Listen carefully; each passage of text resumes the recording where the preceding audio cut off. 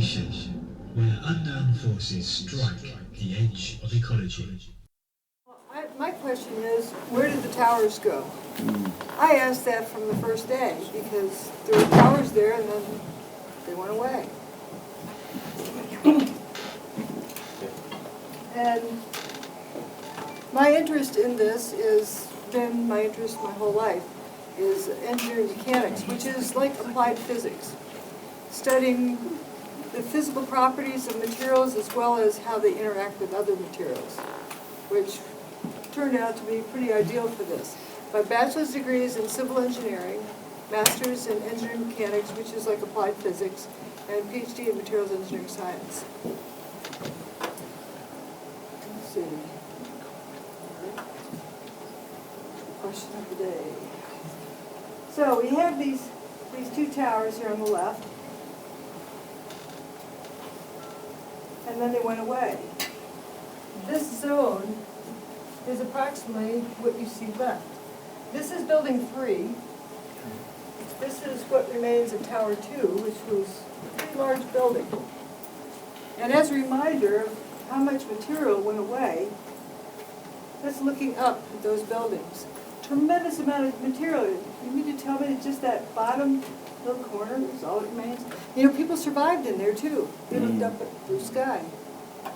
The rest of the building just went away. I resist using the word collapse because that preconditions us, biases our observations, to assume it's a collapse. Buildings went away. Everyone wants to know who did it. They really want to know who did it, or how it was done. All these various questions that jump up about, you know, what it was, jumping to the answer before people even know what happened. Now, you come upon a dead body. Okay. We have a smoking gun, so we know what happened, right? Can we check to see if the body has a bullet hole in it? Or if they found the body stuck here? The plot thickens. So it's important, before you charge somebody with this crime, you want to know what the crime is.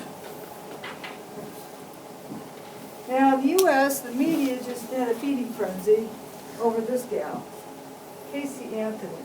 I wasn't paying attention to it until it came back with a not guilty verdict, and the guy at the local store was all depressed that day. He thought it was the end of the world. Why? He said, well, they came up with the wrong verdict.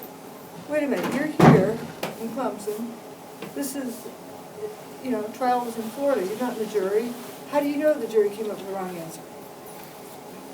The next day, Jennifer Ford, one of the jurors, said, you know, you're not saying she's innocent, they just didn't know what crime it was she committed, or if she committed a crime.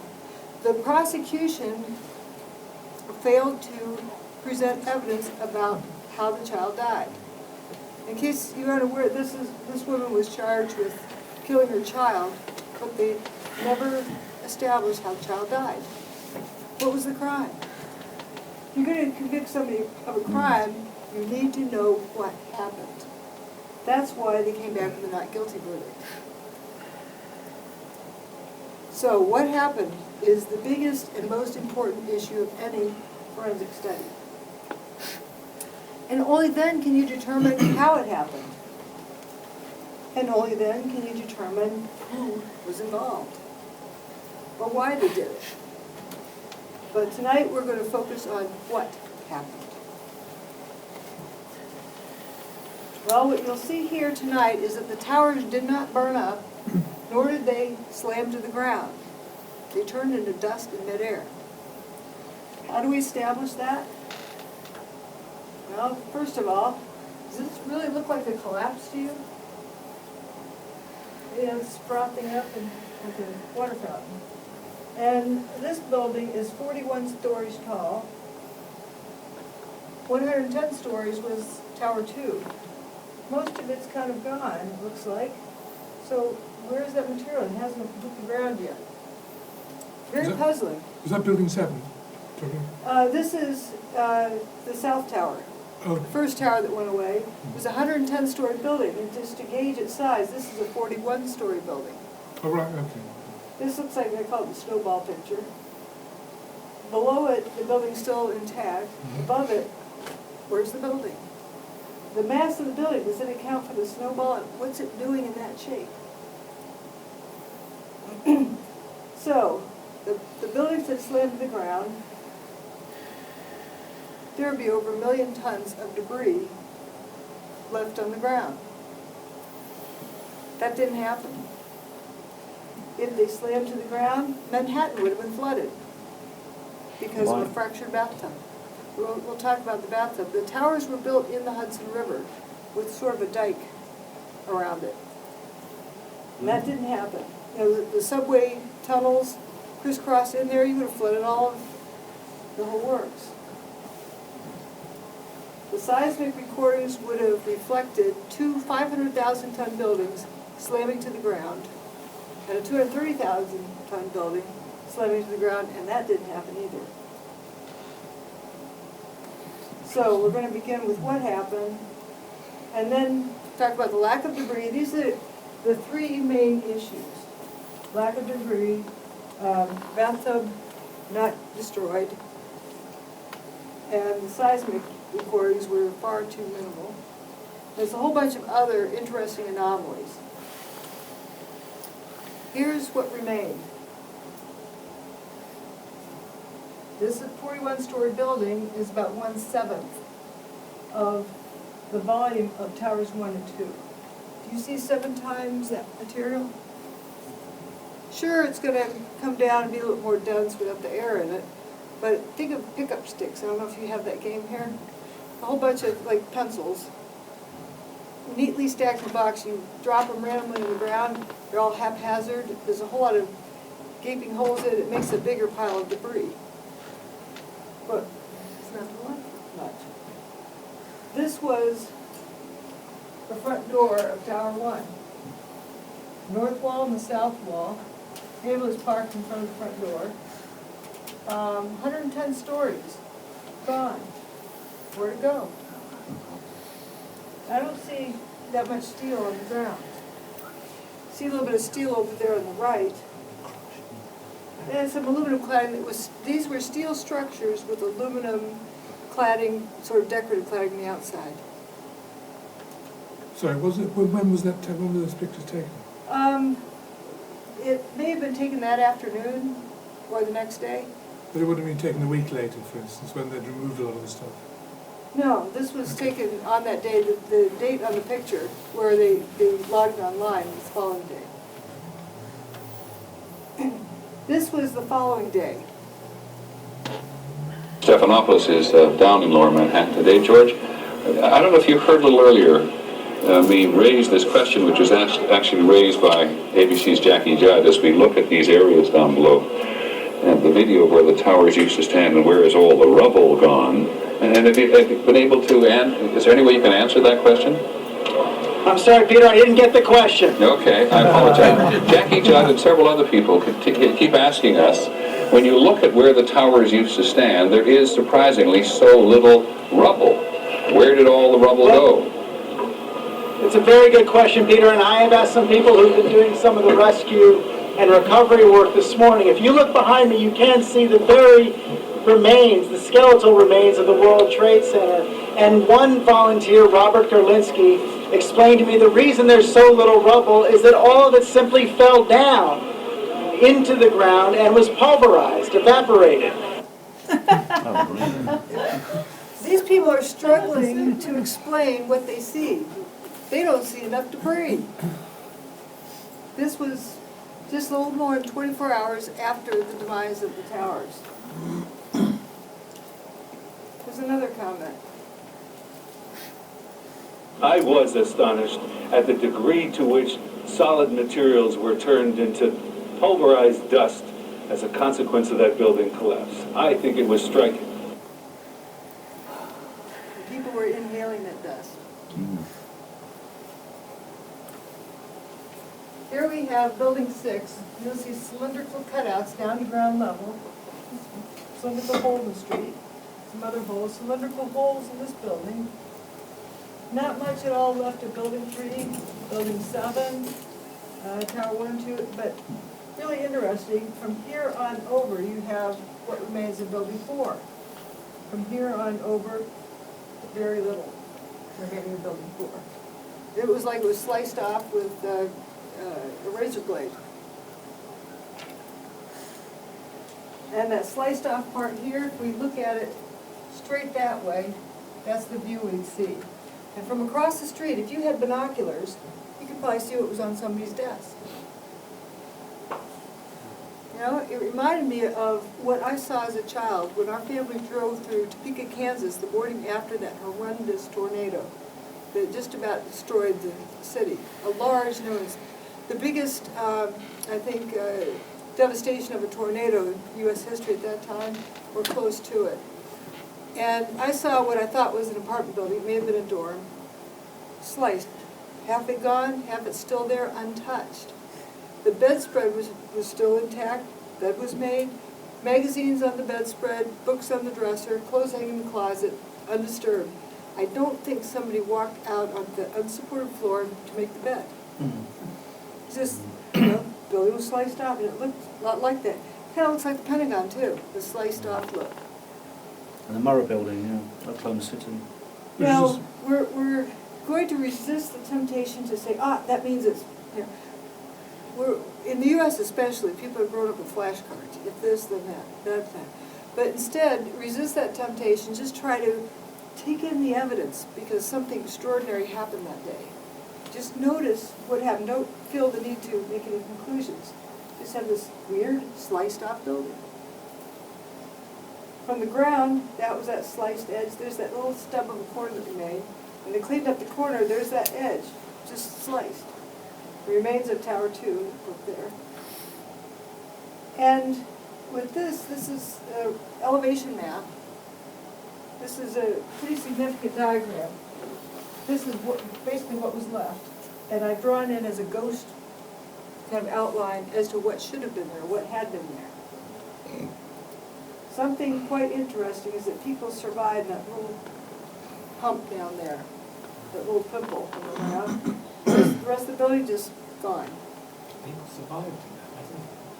People survived in... The bottom of building 3, there's a 22-story Oh, sorry, building. building 3. And there's a little column after the south tower went. Looked like there's bite out of it. There's a guy up on the 22nd floor. A firefighter came to get him.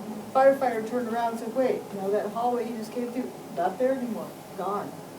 They made their way down and just gotten down to the first floor when the north tower went, and the rest of the building went away. The base of Tower 1, this little pimple down here, people survived there. The bottom of stairwell B, in the central core columns, 14 people, second, third, and fourth floor. When the dust cleared, everything went black, but when the dust cleared, they could look up and see blue sky. They were assuming that, if that building came down, they were buried so deep that they would not be alive by the time they got unburied. Yet they walked out a couple hours later. And here's what one of them said. He said, "I looked and said, guys, there used to be 106 floors above us, and now I'm seeing sunshine. There's nothing above us. That big building doesn't exist." He later says, "These are the biggest office buildings in the world, and I didn't see one desk, one chair, one phone, nothing." I'd like to add to that toilets. They're easy to identify pieces of shiny ceramic, if they were made out of ceramic, but they're, she'd have at least 3,000 of them there. What about computers?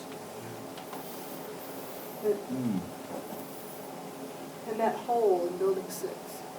Just 50% of the mass of the building was just gone. And you have holes in the other buildings. And then you have the missing part of building 4, I call it building 4 went AWOL. Here it is again. We're going to focus more in on that part in particular. There it is. Almost take a broom and sweep up what's left. This little stone corner left. Notice the north wing, it wasn't all the way to the main body, there's this little part that was also missing. And across the street, there are round holes in that window, there's a Burger King, and they were flipping burgers that afternoon to feed the firefighters.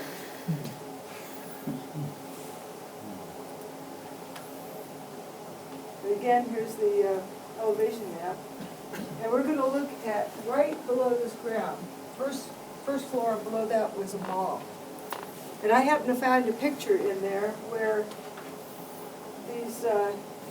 these rescue workers were walking along, and right, kind of underneath that area. And then a couple of stories below that was they call it the ramp, but it's like loading docks. And they color-coded them. It's purple under building 5, and it's green under building 4. And we're gonna look down that direction, and you're gonna see this wall down here at the end. That's under where building 4 is missing. So if Tower 2 is tipping over and was gonna land there, you'll see whether or not it landed. Here we are underneath the first, right above that's ground level. The lights are knocked loose from their sockets. This says innovation luggage. Over here is Hallmark cards. And that was right underneath that middle part. Maybe it punched through a little bit, but didn't go below this floor. Because there's the parking garage. Remember, you're under building 5, looking down. Going down to the parking garage. We're in quite deep. These are the first pictures of search crews underneath the World Trade Center, desperately looking for survivors. That's You can not hear a the full echo. parking garage, that's an empty parking garage. You can hear the echo. It wasn't necessarily in this place, it was in one of these areas, but it was such a clean echo, you don't get that if you have to punch through in places. That's It's a little bit dirtier there. This picture was after 9/11. Lights still work? Yeah, probably a lot dirtier than usual. So where did it go? Well, we're right above ground now at that same location, looking across, looking to the west. And here's that stairwell B where those folks survived. The north tower, the south tower. Punched through in a few places, but you can look all the way across at ground level. Another weird thing I noticed, this patio or plaza level was covered with cement blocks. Now it's covered with dirt. It was covered with cement blocks. Now that plaza is covered with dirt. A lot of potted plants in the building. So where'd that dirt come from? This was the next day. And there should be over 1 million tons of debris just in the main complex here. Where is it? They're hiding it under the hubcap across the street. It's not there. And in this image, here's again the north and south walls of the north tower. Building 6 is over here. It's 8 stories tall. It's about the size of that wall. That ambulance doesn't look clobbered. There should be a lot of debris there. Not there. Now here's another firefighter who's trapped in that stairwell B with the 14. And he said, I kept telling, he's talking, I was walkie-talkie to his buddies trying to be rescued. Now, where are you? Stairwell B, 2nd, 3rd, and 4th floor. Where are you? Stairwell B, 2nd, North Tower, stairwell B. Where? And then finally he says, God, are you guys listening? And then they said, where's the North Tower?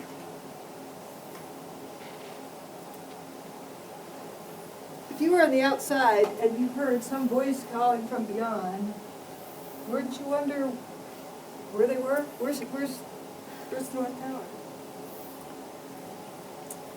Here is the North Tower, north wall, there's stairwell B.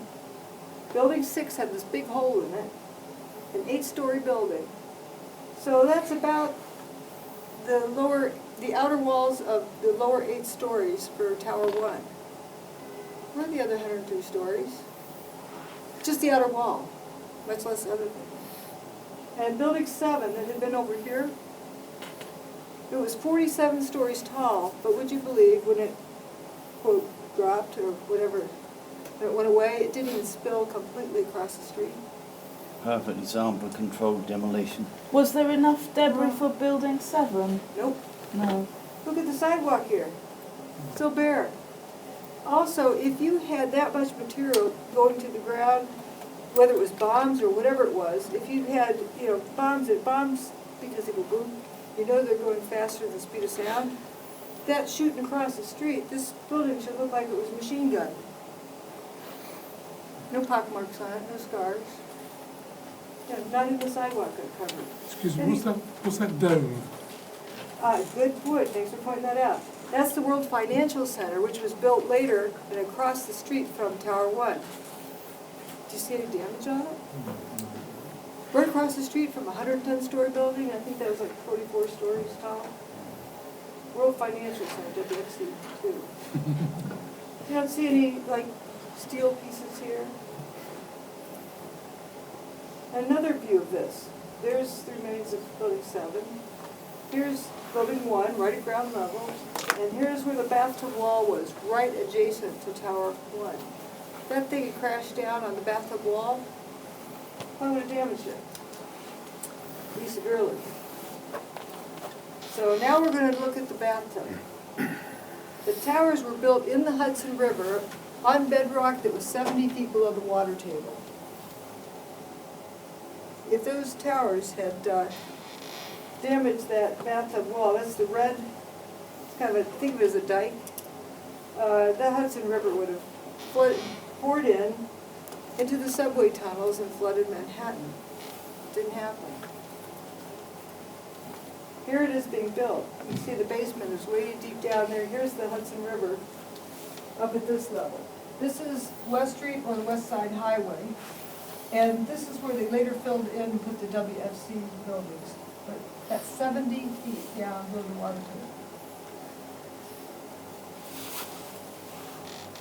There's the wall on this side. They also relocated the PATH trains. That's the subway that goes over to New Jersey. They relocated it to be in the bathtub.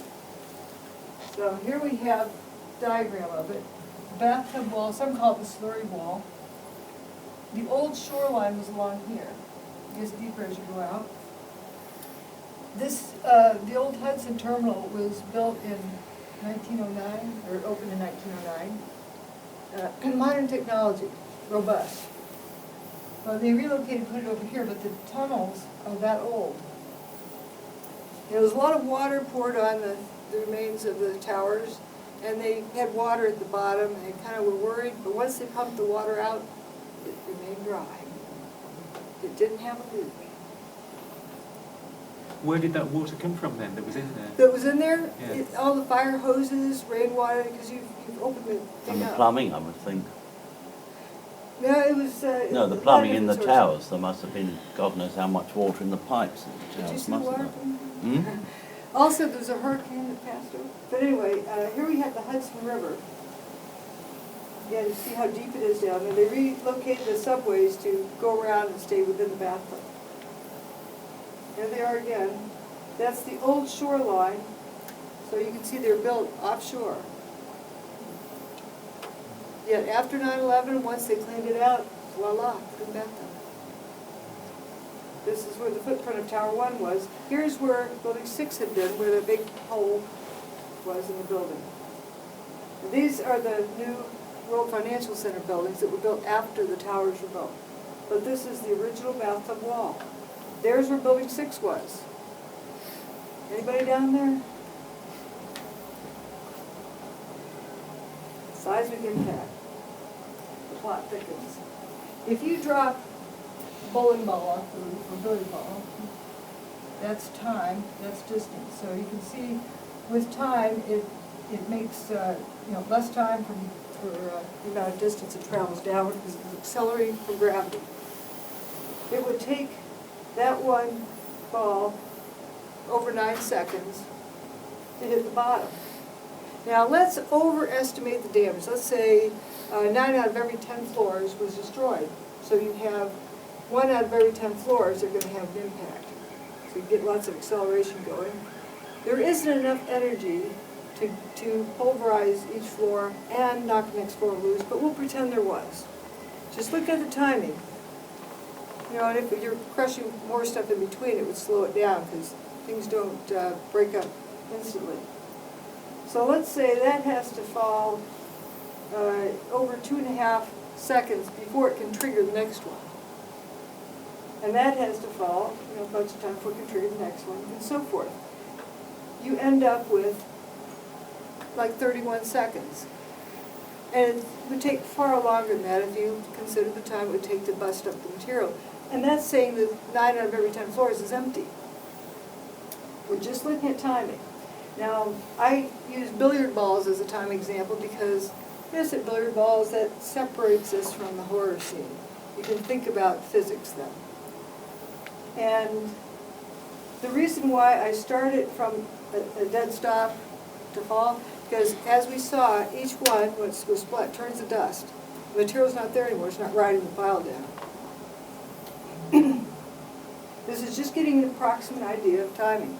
Turns out if you go every floor by floor by floor by floor, considering it takes no energy, no effort to bust up each thing, over 100 seconds. Yet the ground shook for 8 seconds. We're going boom, boom, boom, boom, all the way down. The ground should shake for more than 8 seconds. How do you explain that? The building didn't hit the ground.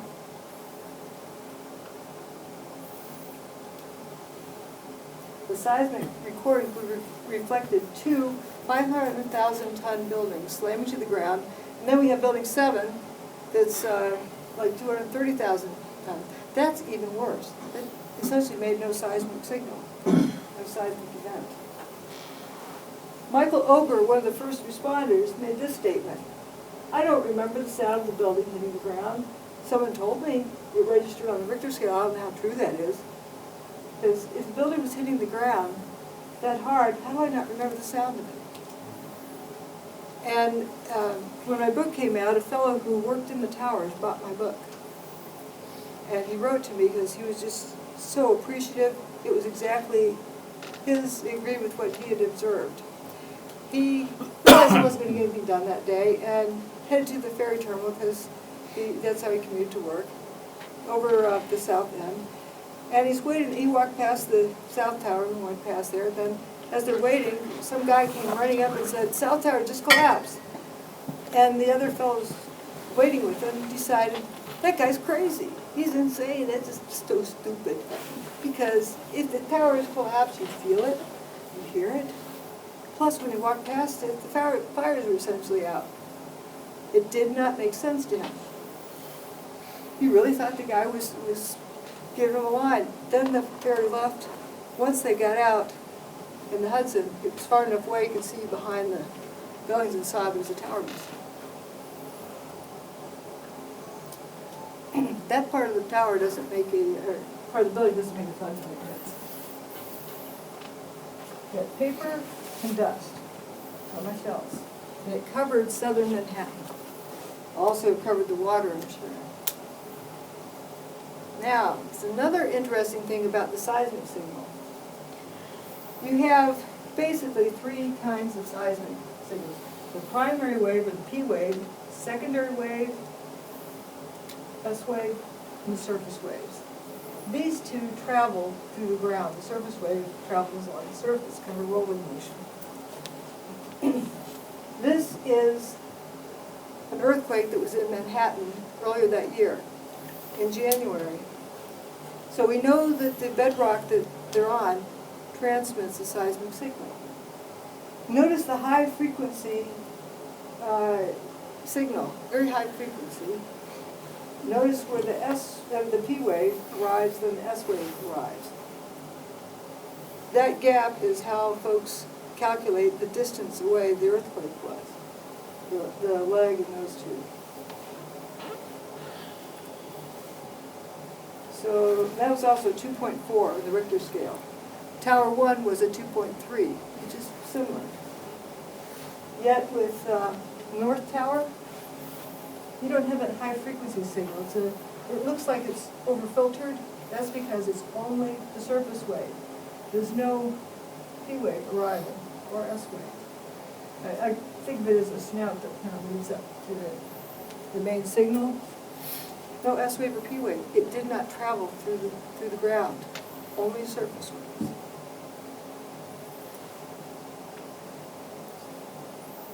So, in nature though, I mean, I don't know, the nature of an earthquake is fundamentally different, is it not, to something hitting?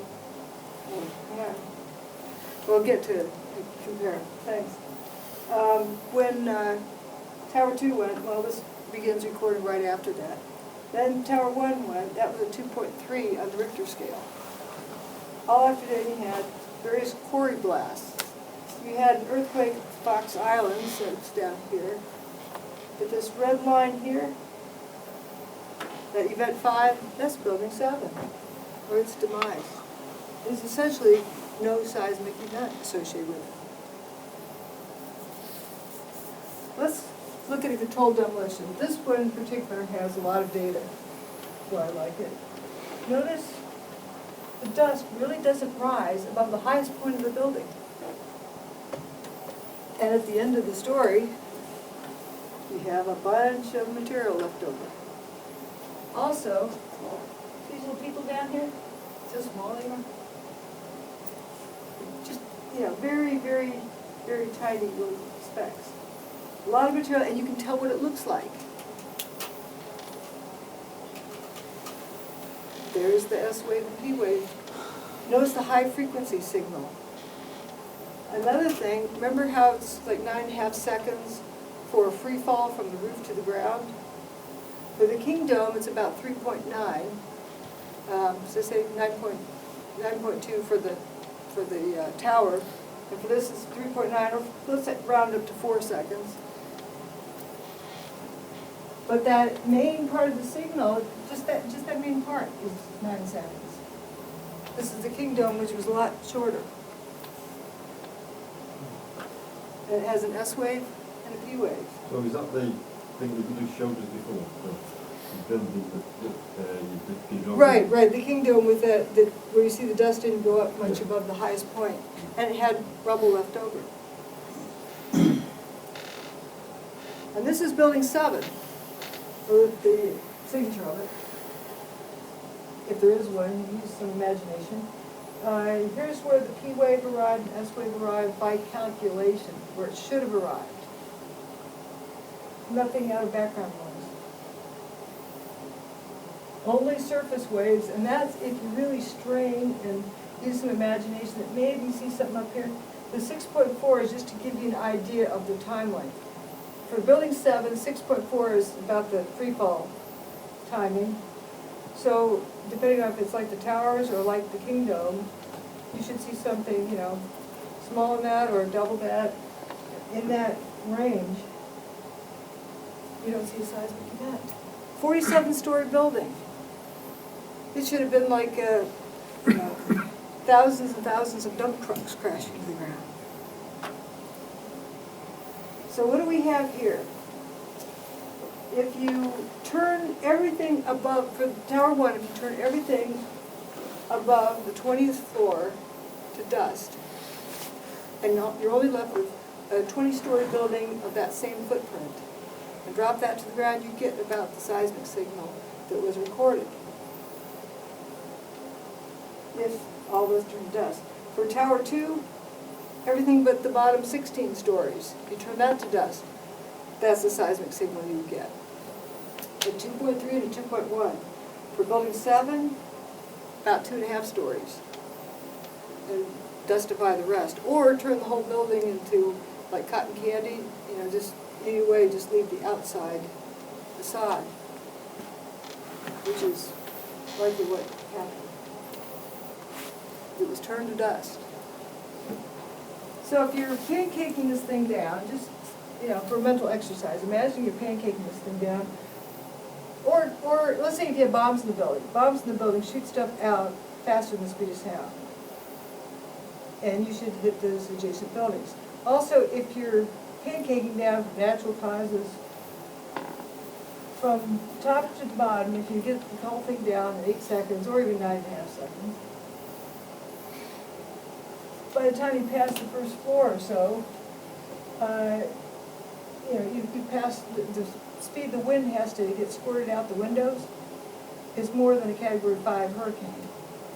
By the time you get down to about the 50th floor, it's faster than Mach 1. Average speed, the air and pulverized building material has to exit the building.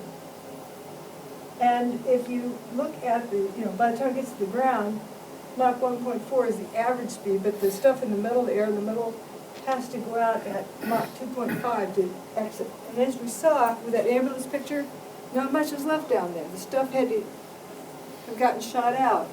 If it was a pancake collapse or progressive collapse or bombs in the building or whatever, something that shot the material out of the way. It didn't happen. The building turned to dust, so it didn't need to shoot out of the way. Here's the top of Tower 2.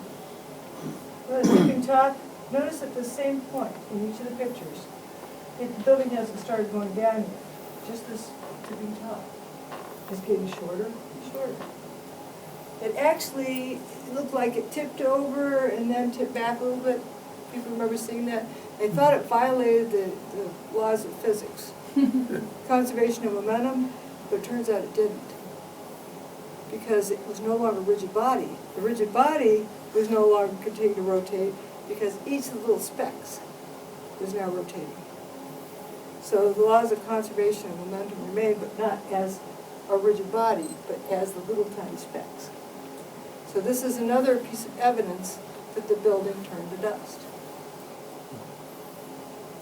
And only after this did it start to go down from that point. Which brings us to another problem. This level, in the before life of this building, this is pretty much a uniform stress across, we're simplifying it. And then when this thing starts tipping, you have more stress on this edge and less stress on that edge. If you've unloaded that corner, why is it going to collapse? There's no force on it. So why is the whole building dustify if you have that tipping top? Once you have the tipping top, at least the back corner shouldn't go away. How could it be? Yeah, how could it be coming straight down if it's right? It's unloaded in that corner. Contradicts the pancake thing. Exactly. Now, for simplified terms, one of the photographers used the term wheat checks. Here I think you call them shreddies, breakfast cereal. So it looks like that. The outer prefab units of the building made out of these, they're put together at the factory and trucked in, 3 stories tall, 3 columns wide, prefabricated. They built the building out of that. And so there's clusters of these wheat checks, the outer column assemblies. Now this is dropping down. These are probably aluminum cladding. This steel is coming down here, trailing dust. Is that dust from a dirty windowsill? Did somebody just forget to clean for a few years? There's a tremendous amount of dust. Where's it coming from? If not the material itself. It really looks like an Alka-Seltzer tablet.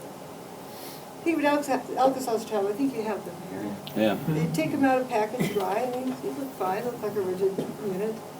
But you change its environment. You drop it in water.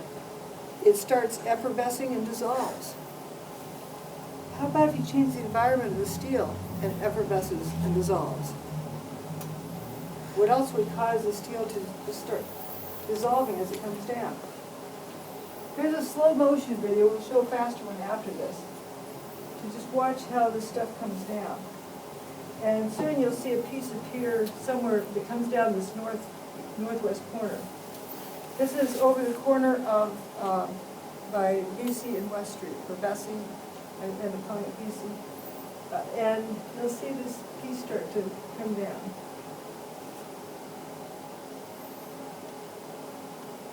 All of these just trailing, a lot of dust. See this piece of stuff here, rotated, nice solid chunk. This is the Verizon building. Would you believe it never reaches the ground? Mm-hmm. Same with a lot of that material. It just dissolves as it falls.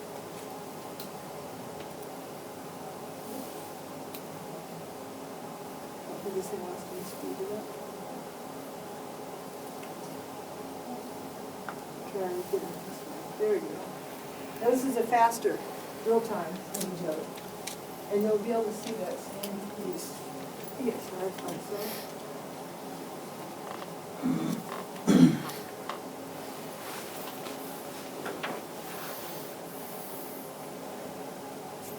See this chunk here? I wonder why you didn't have a thud. Is that the north tower, south? North Tower, look, viewed at from the northwest. This is the Verizon building here. Oh, there, that's the Verizon building. Now we're going to go right down to the intersection right below that and see what's left.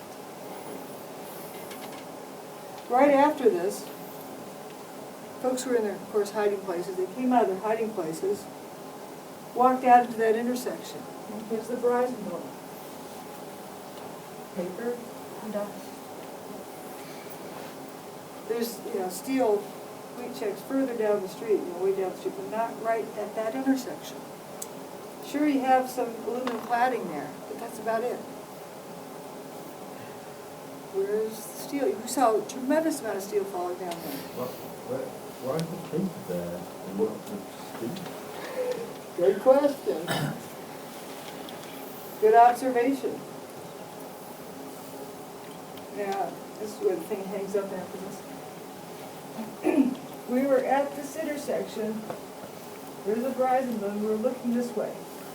The picture over here is looking from A2 at that intersection. So we were right down here before. All this unburned paper. But would you know, right after the tower went away, this car park appeared to go up in flames spontaneously. Yeah, this, I think, is a memory issue. This thing's got to quit or it freezes. Look, it's already frozen. Ah, so it's not transitioning from this. It's, I think it's a certain amount of memory that fills up.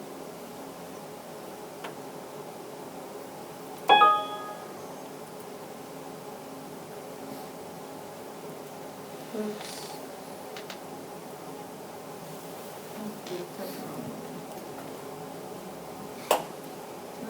Where is it?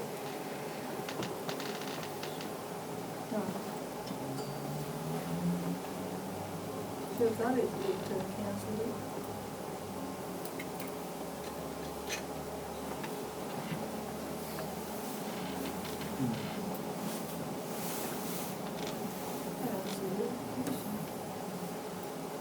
You'll see it over here.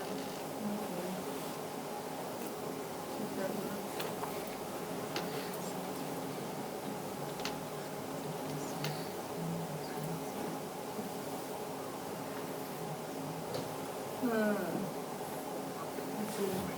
We're having technical difficulties. I'll just tell everyone that there are leaflets and pamphlets at the back afterwards. The leaflets are free, and the little booklets are 30p. And Judy Wood is £25. You got one book. We've only got one book left. So I saved one for you. And the DVD is a 50p. What's the DVD of? I don't know what I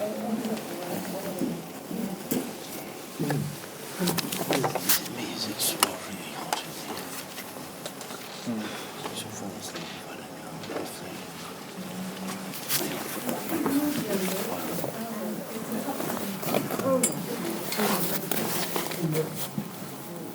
Here we go.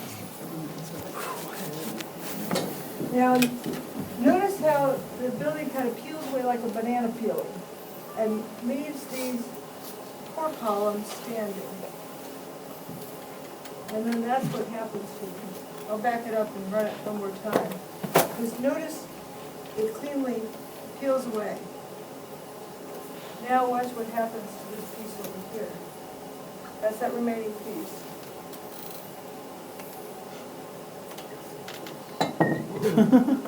It fades. It's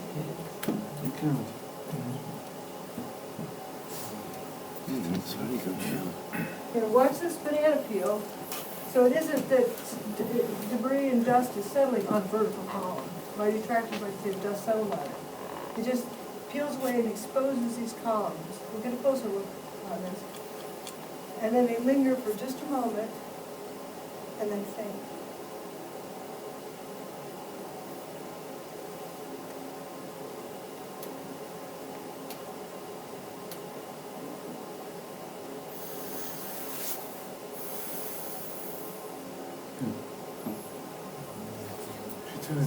I've got views from all different directions, and it doesn't tip over. If it did tip over, also you'd see it take out a few city blocks of buildings, because it's 700 feet tall. And That it's very column is strong. 700 foot tall. Approximately. It's taller than Building 7. What exactly was that column? What was its purpose? I thought the whole building was built by those funny Y-shaped steel There's things, you inner know? columns, I think 47 inner columns. Lift and shaft, then perhaps? The outer columns with the floor attached in between. Right.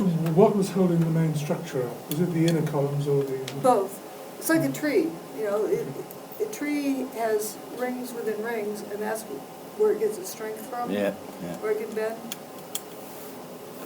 And here you see those just getting exposed, and then here they dustify. We'll get another view of this. So those three are here. Now notice these three. Like I say, my detractors like to say, oh, this is, you know, the thing falls over or falls down and leaves this fine dust hanging in the air. It's so fine that it hangs in the air. It's so fine that it hangs in the air. How did it settle here instantly? Crisp background, crisp edges. They're no longer crisp. No. Okay, let's say the thing didn't turn into dust. You dug a 700-foot deep hole in the ground, drop that thing down. Again, how'd that dust get there? Did it settle here instantly as that thing was peeling open? Also, how's it going to drop down 700 feet? It was rigid and strong to hold 700 feet unsupported. That thing was strong. It used to hold up a lot of floors. Now it doesn't have to hold up anything. Why is it going to fail? There's a lot of parts of this so I want to conclude it. Here again are those three pictures, and across from the river on the other side, you can see turning to dust. It kind of drops a little bit as it's turning to dust. You know it's fine on the ground afterwards. There's a view from the northeast of the still images.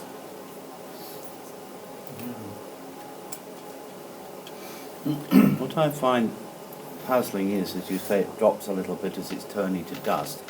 It's instead of it turned to dust, you would just expect it to go straight down by force of gravity, not to topple in a particular way. Well, if it went straight down by force of gravity, has it got a 700-foot deep hole in it to No. You see, look, it's on the tilt there to the left, as it quite clearly does vaporise, but you would have thought if it had turned to dust, the dust would just go flump, instead of, it's like the whole column of dust tilting one way. It's kind of yes. weakening the whole thing as it goes. It just kind of moves, and it's not, it doesn't stay stationary. It does move a little bit. That's what I mean, yeah. But it doesn't go much further than that. And this is indeed very fine dust. If it's that fine, how could it have settled? It's almost as if something magnetic is pulling it, if you know what I mean, one direction. Because force of gravity, if you drop something, it doesn't tilt. It just. Are you with me? Yes, it just drops straight down. It does if it's at an angle. Does it? Get a broom and No, a solid thing, but it's been, look, it's been turned to dust there. I don't think you get my point. It's been turned to dust there. I can plainly see that. But you can see that, but you just would expect that dust to just suddenly come straight down. Unless it's fine dust.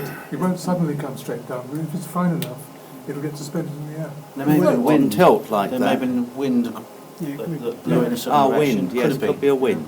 That's the point, yeah. But also, it kind of floats in the breeze. It stays kind of aloft. Which part of the building was that? Was that one of the steel columns? One of the core columns, and it could very well be above where those 14 folks survived and looked up at blue sky. And And how far up the building is that? Well, this is a 650-foot tall building, that's building 7. So that's And probably, what, 50 stories, that steel column? Oh, no, like 70 stories. This is 47 here. So, well, It's significantly taller than this 47-story building. surely there'd be some sort of source having all that material ripped off it or dustified.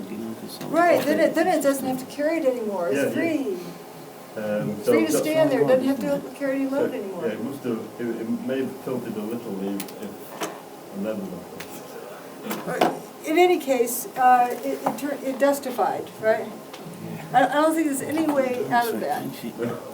A new phenomenon needs a new word to describe it, dustification. Have you ever seen a building turn to dust before? Especially steel. Right.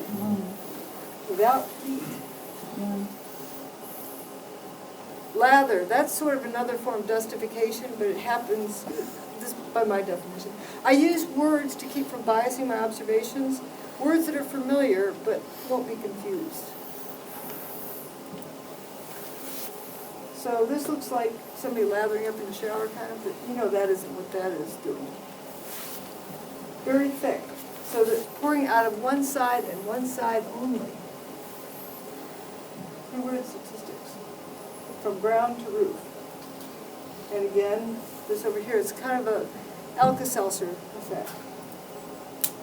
This is quite interesting. This is the north face of building 7. Note the 14th floor, busted open windows. If you had this horrendous fire in there, don't you have a kind of a traffic jam bottleneck? You wouldn't be able to fit out the end, so it would come out those windows, wouldn't it? You had that day about a 7 or 8 mile per hour breeze. Not very strong breeze. Okay, now let's watch what happens. No. Go low to the corner. That's not walking out.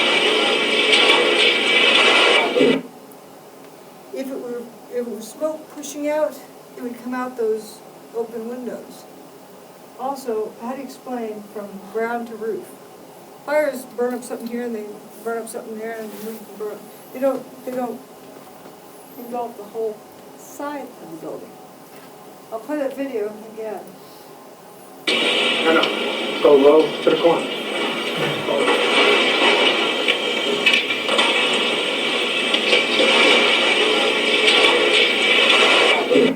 It's pouring out like it's on a mission. Like it's not pushing out, but being pulled out maybe. Yes, and it's turning back on itself, like in a vortex. Pretty strange event. I'm going to talk about how the dust rolls out. That's a big wall of dust coming. This is during the demise of Building 2.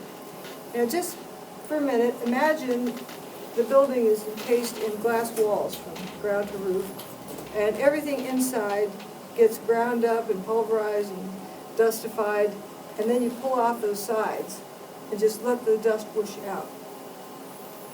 As normal controlled demolition, you cut the building up, slam it to the ground. When it hits the ground, it gets busted up into dust. That isn't what's happening there. This is something that's already turned to dust and then let loose. So these guys are trying to outrun the dust. They get mowed down by the dust passes them, just leaves them covered with dust.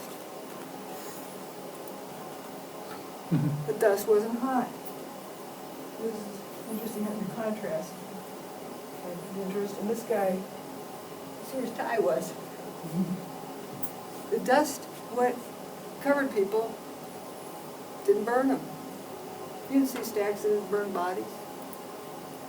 And it rolled out a specific distance, then went up. The South Tower, when it first met its demise, it rolled out to, I think it was Warren Street. That was it. You could see it abrupt stop. Then when the North Tower went, it went out to Chambers Street. Stop. Buildings were located a block apart.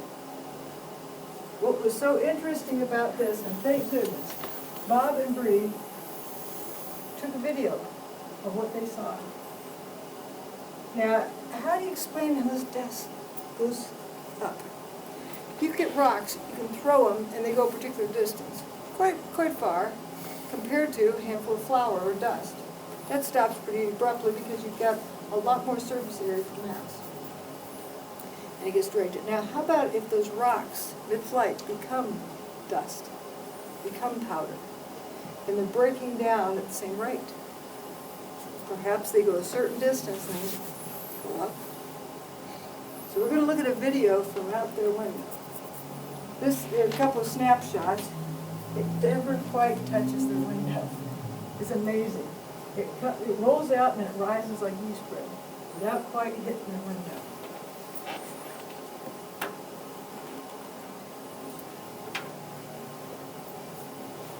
It needs to start. Oh, first I'm showing you a speeded up view so you get an idea of what you're going to see. You see it just rises up. It doesn't touch the window. All right, here's the slow motion one.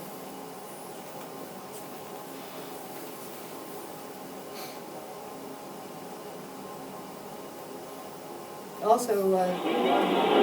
Oh my God! Oh my God!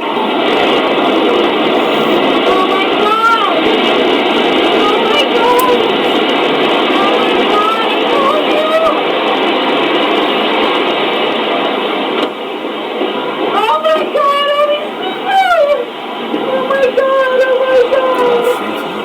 my God! Oh, baby, hold Lily.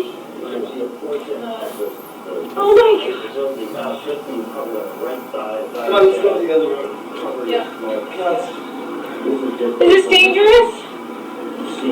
It's just smoke. There's no danger of other buildings. Is the air conditioner turned off in the room? And the windows closed in the bedroom? Near the area are an absolute crazy situation. The entire top of the building just collapsed. The entire building just collapsed. Building just collapsed. We're going to leave because I'm still just on right now. Obviously, this is a devastating development in our history. They're going. The World Trade Center is no more. it never quite touches the We do not know at this point the extent of injuries or casualties. How many people were in these buildings trying to get out? We've seen some gut wrenches. Oh, people are running away. They're running away. Hanging out of windows. What are they going to do? You guys got to run away. You see the obvious. That stays breaking down the whole time. Let's see ABC News right now. I think it's going to be blown away. That's when you just kind of walking around like it's going to be incredible. Not to be believed. Tuesday morning, we're looking at live pictures of the World Trade Center where just a few minutes ago, within the last minute actually, the second plane tower collapsed. Just to recap, if you're just joining us, around 8:42 Eastern time this morning here in New York City, a plane crashed into the right twin tower of the World Trade Center about 2/3 of the way up the building, leaving a huge gaping hole, a huge fire, and tons of billowing smoke. About 25 minutes later, a second jet, believed to be a 727 or a 737, then crashed a second twin. Oh, these people running away.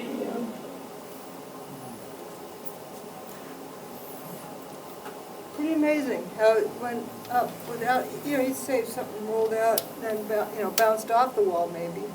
It never touched the wall. And here we have this fellow. What's the time? 10:14. About 15 minutes, 14 to 15 minutes after the South Tower went, but before the North Tower went. He's over just east of Broadway, several blocks over. Look how clear the air is, down to about here. You can say, okay, he's kicking up the dust. How did that dust settle that quickly out of the air? It's hazy, quite a wide distance. Could it be that coarse dust landed and became fine dust because it kept breaking down? Kept breaking down. This is 6 weeks later. Halloween, 2001. Wet dirt. Notice they have mist on it to keep the dirt wet.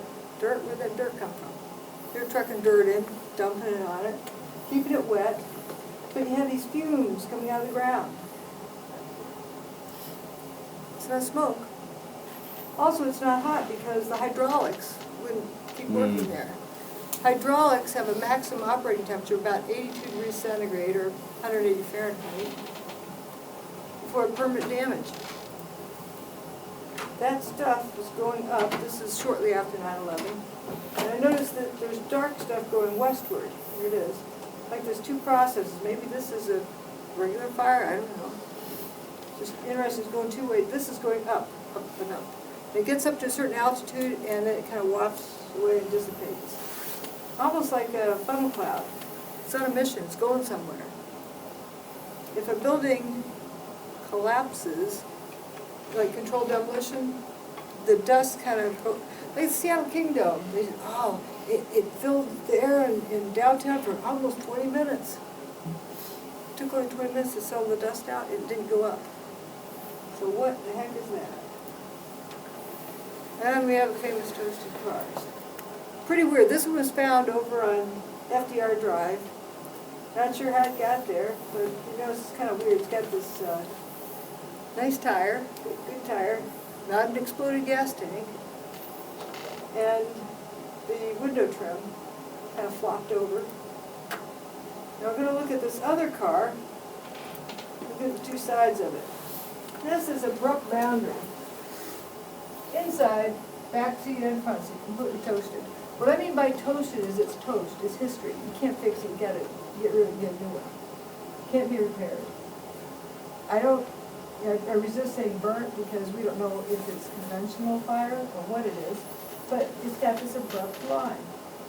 Now the door could have been open, but why don't we have fire lapping out? This corner is in fairly good shape. Looks almost like, I'm kind of exaggerating saying, like it's from a showroom floor with a new wax job. Trunk would pop. Look at these lights. Plastic lights are not melted.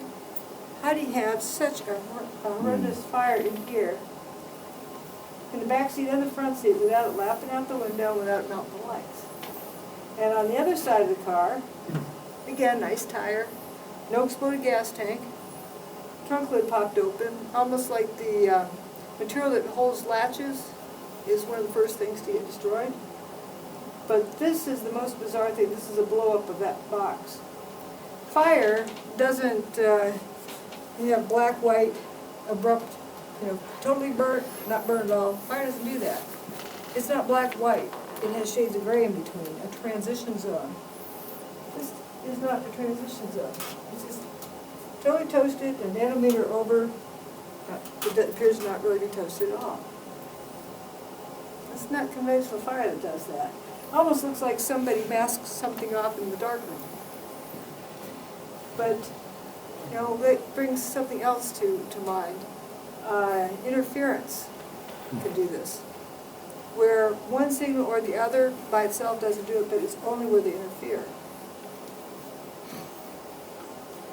I'm not saying what kind of interference either. But, another example is, photographic emulsion is uniform over the whole thing, but only where it's exposed does it get an effect. So it's like a combination of effects. And then we have this car that's upside down. It looks in pretty good shape. Nice tires. Showroom floor, except it's upside down. This one's pretty good. It's a little bit toasted on the roof, but not much else. Up here you have can't really see it very well, but some tires sticking in the air, like it did a face plant. Trees have full foliage.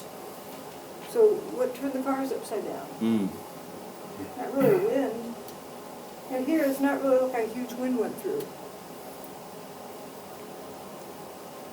Here's a... and you said you saw melted tour buses, melted cars? The cars that were right down there, it was just unbelievable. They were twisted and melted into nothing. The debris is just unbelievable. And then you can see fire trucks and police vehicles that were down there early that all their windows, the windshields are completely blown out must have been from when debris dropped. But even more jarring, I think, is this scene right here.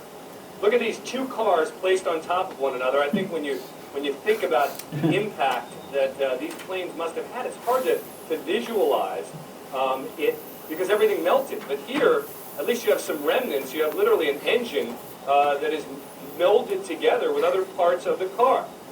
Moving over, you've got another car they moved here. It looks like it's been through a war.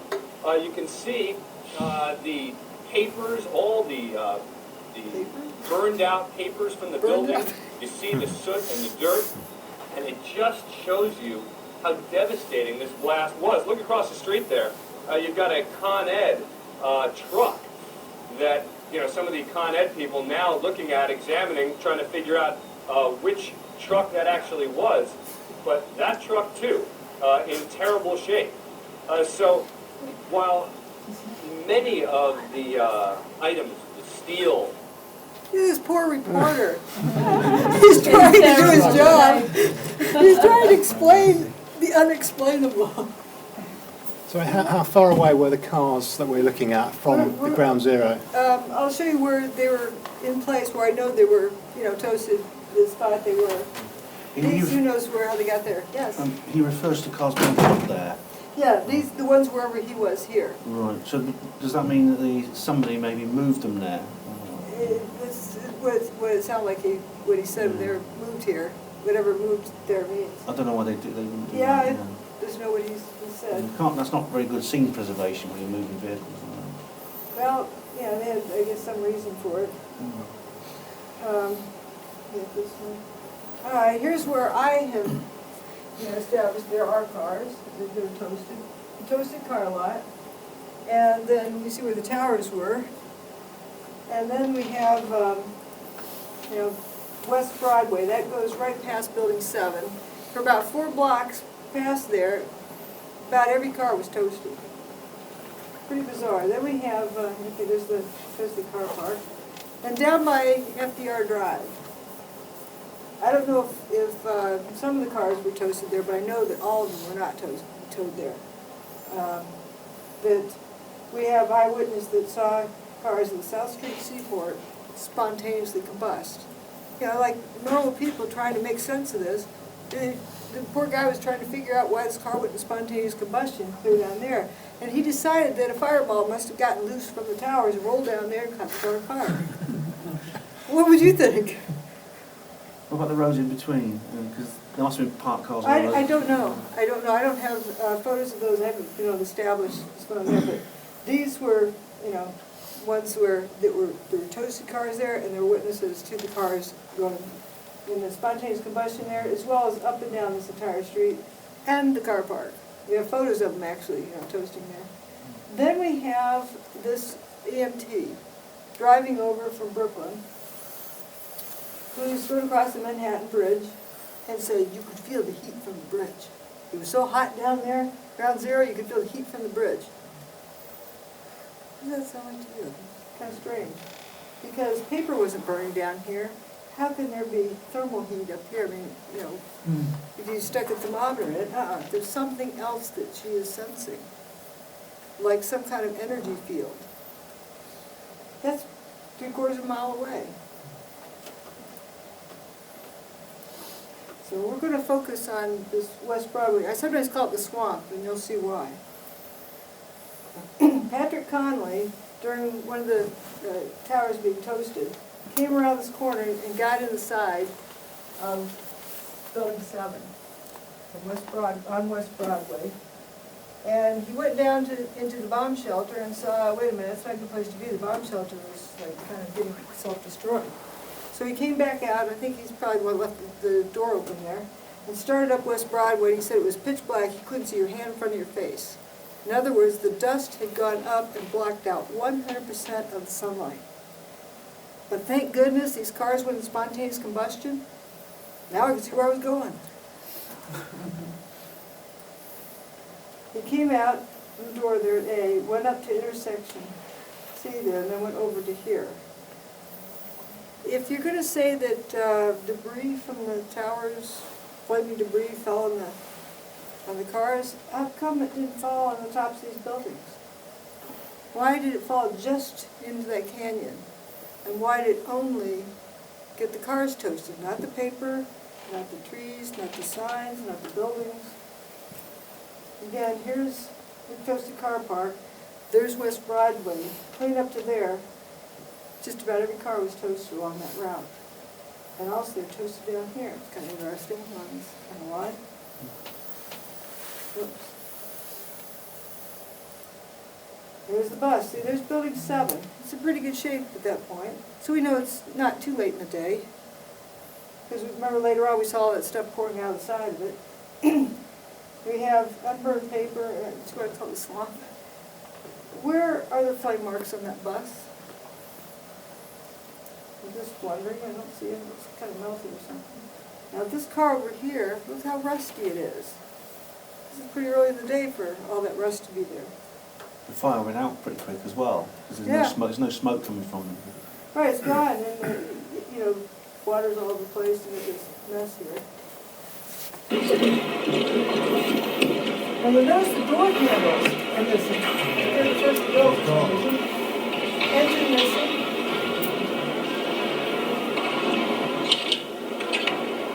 No glass whatsoever. Go. 3, 2. Oh, man. More debris falling from a nearby building, the World Trade Center. We're at West Broadway and Barclay. Very difficult to breathe here, but look around. This must have been ground zero where this thing blew up. Car after car after car. Buses completely obliterated and burned straight down to the steel. Behind me. Isn't that interesting how the engine, how'd the car get on the street without an engine? Again, that was looking up this street right about in there, but you can see from the coloring, it came all the way up to about there, the toasting, the swamp look. That looks pretty powdery from here, but you don't see any big pieces of debris on top of the buildings. Another view of that, here's that bus, here's building 7. There's somebody's leg there. We have trunk lid popped open. Looks like the engine's missing. Door popped open. Door handle missing. Folks say, well, that's how it looks like when you have a car fire. Ah, I can tell the difference. Look around the windshield. Looks like it's almost wire brushed, ready for a paint job. Absolutely no trace of any glass or ceiling. When you see car fires, you have stuff left around the corners. These cars are just totally clean, glass gone. What makes that engine go away, or this engine? Right there in the middle of the street. Not in New York City. Then you have this abrupt boundary again between the driver's door and the front, where this looks toasted and the other part doesn't. It looks real thinned out, like it got kind of eaten out. This is that intersection where you turn. See how dark it is there? And I call these Cheetos. In case folks here don't know what Cheetos are. I think you call them what's-its? What's-its. I don't think anyone's going to confuse this with blowing steel. There's these little things on the ground, like here, little swinging things, like Cheetos. I don't know what they are, but they're glowing, and they're on paper. Paper's not burning. We'll see them at various places. This van here has fire on the side of it. Here's a more contrast. You might be able to see it better. Fire on the side panel. No exploded gas tanks that I can tell, petrol tank. This was, no, what? How common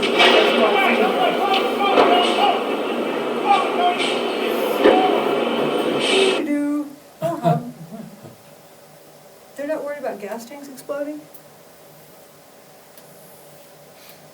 Paper not burning? Cars toasting. It may even be that bus toasting. A lot of glowing. Aluminum cladding in the street. It's pretty weird fires. You know, it looks like it's white hot, yellow hot. It's at least 1100 degrees centigrade. The aluminum's not melted. Plot thickens. Paper's not burning. Well, we know that hot things glow, but not everything glows is hot. Think about fluorescent light bulbs. I bet you those aren't very hot. But I bet you that light bulb is going to be kind of hot. I don't know, it might be LED, so. But incandescent bulbs burn your fingers. That's resistance heating. This is a different process. It's kind of a gas in there, kind of a plasma type effect. Like that, maybe? You have a igloo cooler there, plastic igloo cooler, plastic trash can, don't appear to be melted, and this piece of aluminum cladding that's hanging over this hot fire. Why isn't it sagging?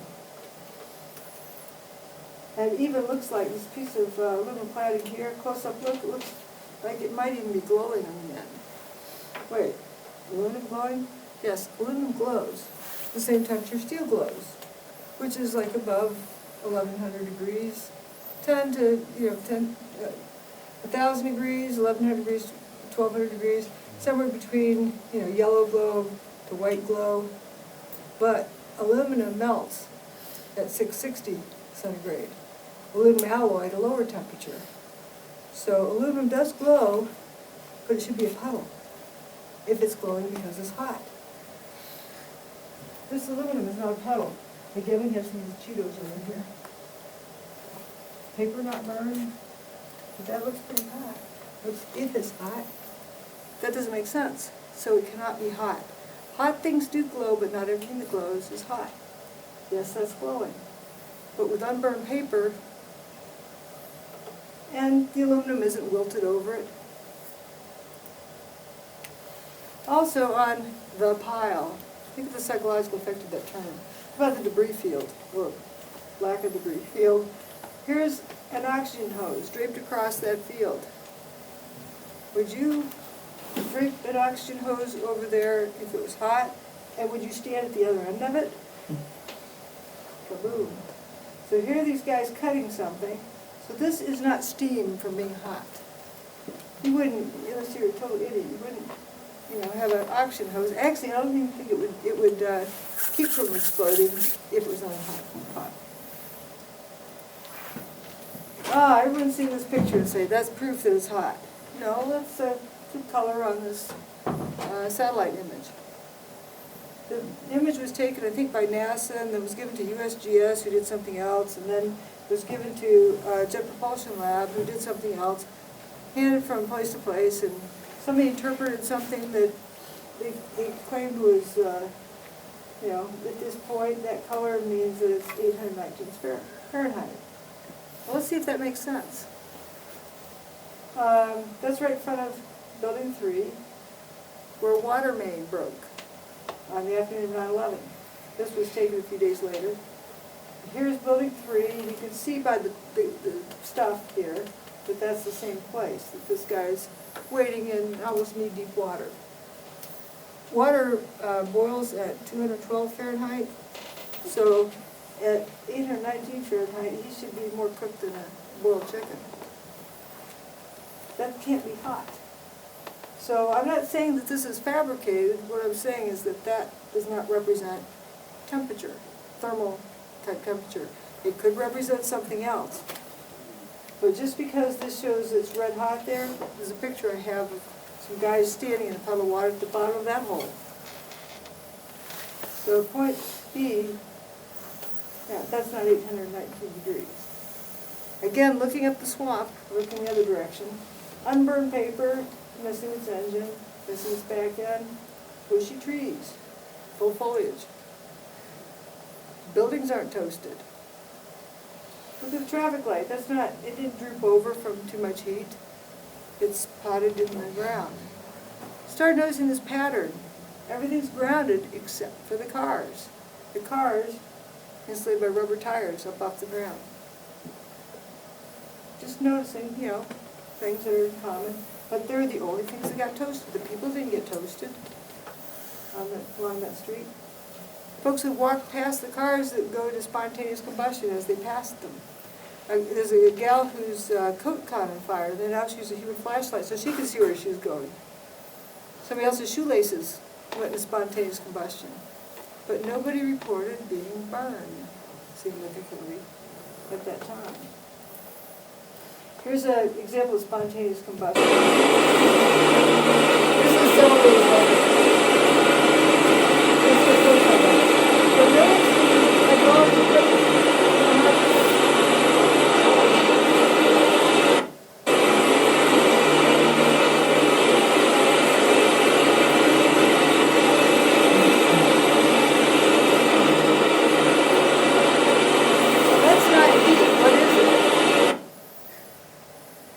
There's someone who mentioned recently that, you know, those lifters that folks were experimenting with for anti-gravity, some guy had one plugged in for, you know, weeks and then decided he was going to unplug it.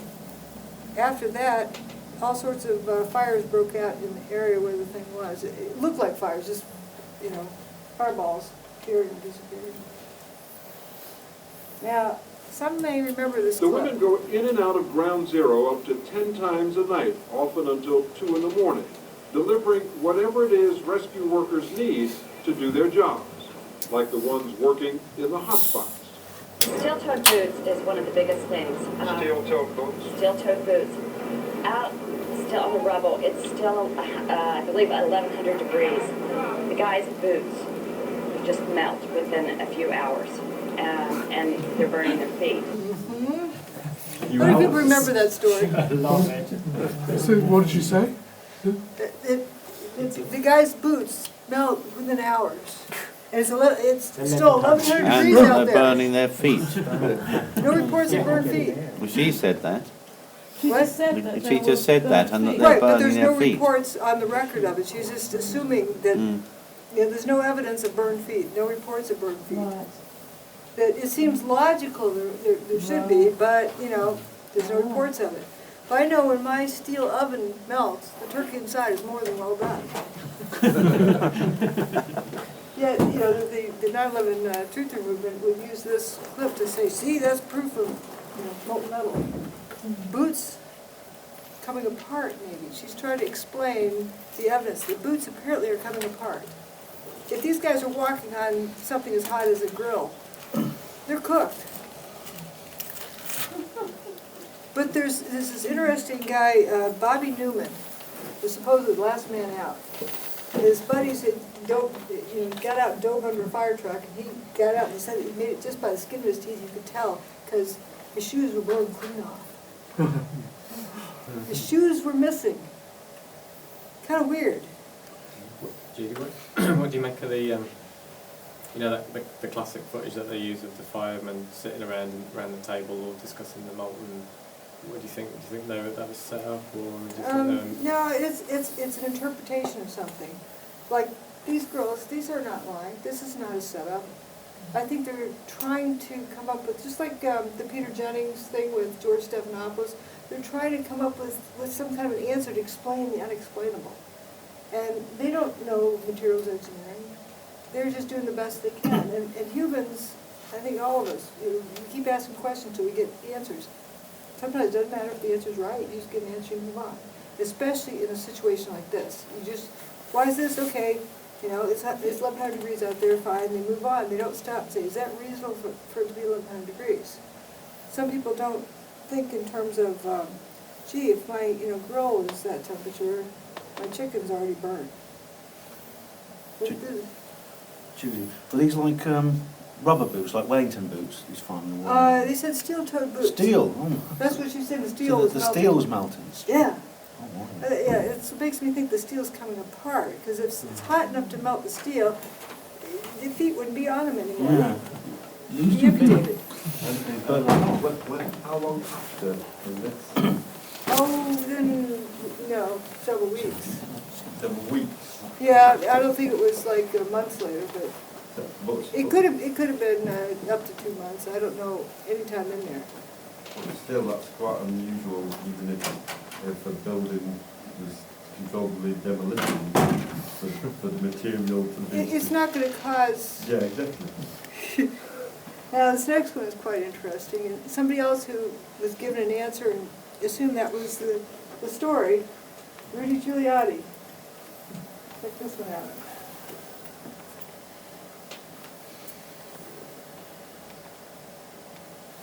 There were fires of 2,000 degrees Fahrenheit below the ground. I could be standing here, and you could be standing there, and I could be describing to you, Governor, the site, and then a fire would break out in between us. And it was just by luck or the design of God that we weren't killed. It's like they're standing in a grill, or where are they? Hell. This is, he said it was 2,000 degrees Fahrenheit. Right below where they are? If if you put your hamburger on a grill that hot, your hamburger would be burn up. It's pretty hot. So something else is going on there. That's what we can interpret from it. This isn't a made-up story. I don't think he's making a fool of himself. I think he's just trying to explain the best he can that something weird's going on. Now, this thing I call rolled-up carpets. These outer wheat checks, these prefab units, 3 columns wide, 3 stories tall, they bolted them together, and the floors were bolted to the outside and to the inside. You have too much load, like, heat weakens things, so it's like too much load because they can't handle the weight at that temperature. Or if something whopped on top of them, they're going to buckle. Buckling means it's bending about the horizontal axis, like that. When you mash a aluminum can, it buckles around the horizontal axis. If you look at the side view of it, zigzags that direction. Well, if this building buckled from too much weight, why are those straight? These columns over here, straight as they can be. Is that from a building banging down on them? Nice hole over there in the end. This big hole in the ground. Now, that's not really buckled either. That's bent, smoothly bent, more than 180 degrees. Buckled things kink. Look at that. And also it's not crackled. That's not normal buckling from overload, much less explain how it's wrapped around. Here we have these wheat checks curled around the vertical axis, not the horizontal axis. They look like a rolled up carpet here. See how these are curled around the vertical axis like this? The columns are still straight, the spanner belts are wrapped around the units. Here's the column still straight, spanner belts curled. What the heck happened to this thing? It's more like a lasagna noodle. No kind of loading that I can think of can do this, unless it's an energy field. Again, this is curled around the wrong axis. Too much load would do this. And this is interesting. This is building 3, and higher up before this set of wheat checks got down to that level, here it is. And notice that spot there. See anything missing? That wasn't buckling, it was coming apart. And this was in Banker's Trust, which is across the street from Tower 2. Can anyone think of a mechanical loading that would cause that kind of deformation? It looks like a rubber band that got snapped back. You know, too much axial load would do this, not that. You know, that is not caused from axial load. All right, let's think about proof of concept. If we're going to mimic all of this stuff, how do we go about it? Well, I go to someone who knows. Oops. It turns out, looky there, somebody who can bend a piece of metal, curl it around without it cracking, without raising the temperature. Another interesting thing is these flip cars. You had a tight parking problem there. This guy had to park upside down. This is toasted. That's not toasted. That car, nice tires sticking in the air. Weird that all of the marble facade is missing. All of it. No stab wounds in this building. This is WFC1, the World Financial Center, Building 1. Also, notice the windows. This is, I guess you call it double glazed. The outer pane is broken, but not the inner pane. Same with several of those. Kind of weird. All right, we have levitation. Car came down, I was across the street, and I picked up the camera just out of habit. And something in the back of my mind said, run, run, run. And never in 20 years of shooting in New York had I run from an assignment. But something in the back of my head just said, run. And as I hit the corner of Liberty Street, it was almost being picked up by a tornado, almost being picked up by a wave. It was like being picked up with a black cloud. That black cloud had substance. It was like night, but it had a solid feel to it. It was like gravel, hot gravel, and just picked me up and tossed me about a block. I just, at one second I was running, and the next second I was airborne. And I lost my glasses, I lost my cell phone, I lost my pager, but managed to hold on to both cameras. But it threw you for a block. I was back down at Ground Zero last week and walked the area where I have a pretty good recollection of where I was and where I wound up, and it was just under a city block.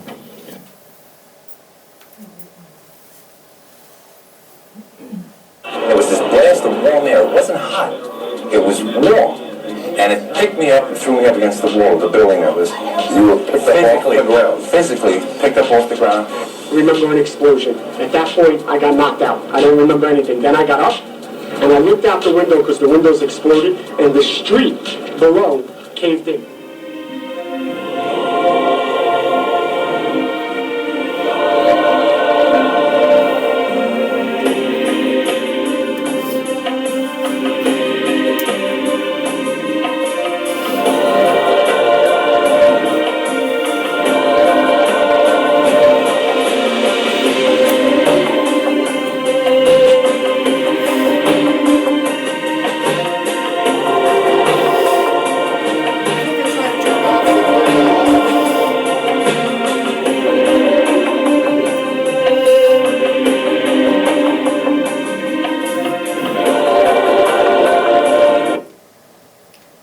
So there's evidence of levitation. There's also an EMT who was picked up and carried down the stairs, just floated down the stairs, and needing an explanation, she decided she must have died, and God picked her up and carried her down the stairs. That's what she came up with. We have somebody who can reproduce levitation. A lot of folks, poo-poo this, but I don't know how you fake levitation of water. Comes up. This is the work of John Hutchison. Now, he didn't invent this. It was invented like 100 years ago or more. Nikola Tesla, George Pickett, various folks have done this. Maybe even the pyramids were built this way. Just a taste. Now we're going to consider the weather that day. We had a high-pressure system, and we had, look at all the sunshine, as nice as can be. Nice weather. Isn't it nice? Here's Geraldo Rivera a year ago. Just 1 year ago. Morning. People ask me why I have been so attracted over the years to hurricane coverage, but there's risk involved. There is, the peril of not knowing what's going to happen, that adventure, and it's pitting yourself against an enemy. It's like war, only no one is shooting at you specifically. That's what the allure, but there is an area storm that I am not, the juices don't flow, and you look and check it out. Remember that when that? I watched that live. And maybe a store on YouTube, you got to get up close and personal. And This was Hurricane Ike, I think. that was recent. That was, wasn't this Rita? You would know. You know what? I think it was Rita. Rita in Galveston, Texas. Yeah, Galveston. And obviously Katrina. Before that, changed so many of our histories. It was so traumatic. And it's one funny thing I think of if only a hurricane had come on 9/11. Remember, they didn't know how to use instruments, the terrorists. They took off in Boston, and they literally, after they took over the aircraft, they steered by line of sight. And it was that crystal clear September day. Sure was. And if it were only one of these weather days, history would have been rewritten. And I think about that a lot now, and especially this time of year. So where the peak of hurricanes is. Yeah, you're celebrating 40 years? 40 years, imagine that. Isn't that 40 years. It's hardly any hurricanes he's ever missed. He knows weather's like it. This was just a year ago. The emphasis here is he didn't know. That's 9/11. There's the hurricane report. There's New York City. This is about 11 a.m. mid-morning on 9/11. Category 3 hurricane was headed right to New York City for 4 days. Didn't know when it was going to turn around. It's raining on Cape Cod. There's the end of Long Island. You know there's a hurricane there? Even just a year ago, Geraldo Rivera, who prides himself chasing hurricanes for 40 years. I should have the video so you could see some of his other ones. Here's Hurricane Irene. I'm Freudian slip through. Hurricane Aaron. Irene was this past fall. They evacuated New York City, and it was barely a Category 1 by like 1 or 2 miles per hour. And it was Hurricane Irene was busting up over land. He knew it was just going to get killed. This thing is open sea, straight towards New York City for 4 days. And it didn't turn around right when it did. Manhattan would flood. As you know, it's right at sea level. 8 a.m. on 9/11, there's where it was. It turned around that afternoon, started heading downtown. Like it, reported for you. But for 4 days. Now, if you look at, it's not totally non-existent in the records. The National Hurricane Center has little updates that would come out. And so, well, on day 1, they think it's going to turn around next day. Next day, I think it's going to turn around that day. Next day. 4th day. How do they know when it's going to turn around? That's my question. How could they be so confident they didn't say it's a voluntary evacuation before it turns into a mandatory evacuation, just in case? When Hurricane Bill came to, was aiming possibly at New York City, a friend of mine who lives there, he don't have cars there, rented a car just to make sure she had one, just in case she needed to get out of town. Also, notice it's running perpendicular to land. Most of them swish up the East Coast. It comes through Florida and then up. This hurricane moved in, spread out like a figure skater, slows down by spreading out, and then backed up and moved on out. Now, let's see, what do hurricanes do anyway? Well, this is the storm front. As you know, people with arthritis, people who are sensitive to these things, feel the storm coming.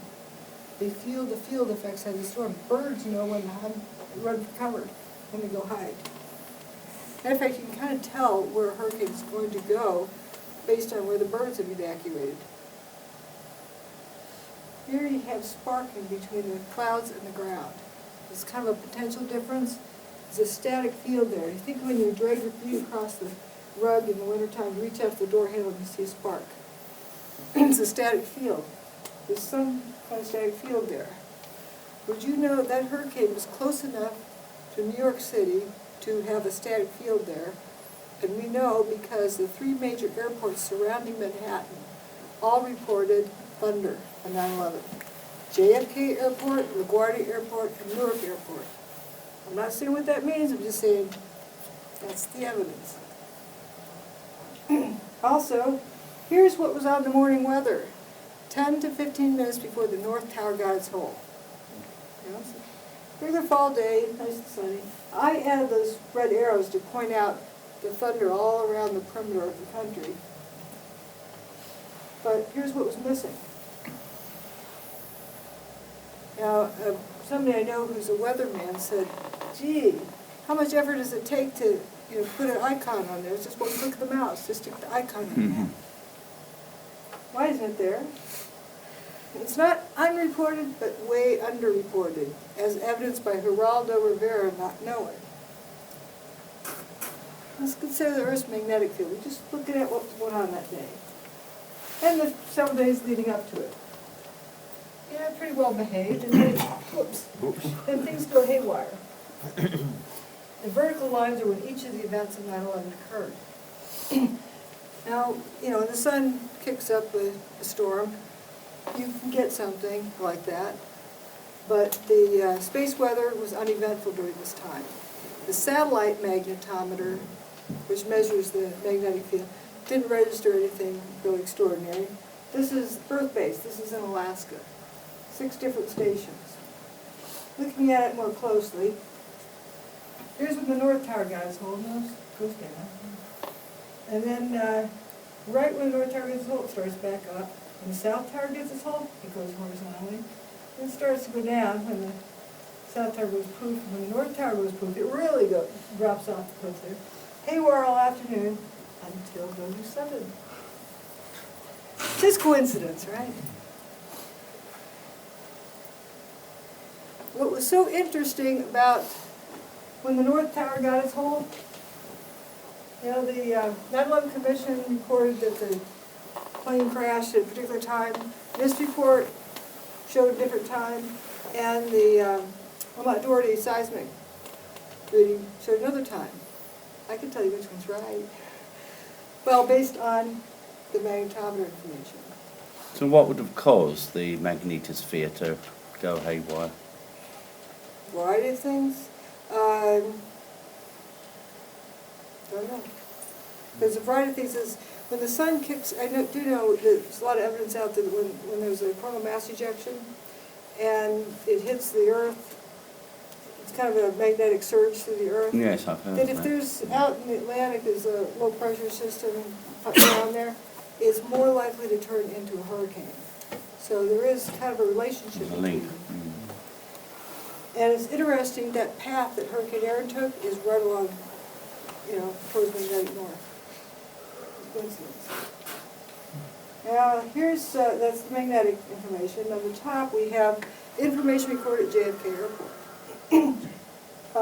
Humidity going down linearly, kind of weird.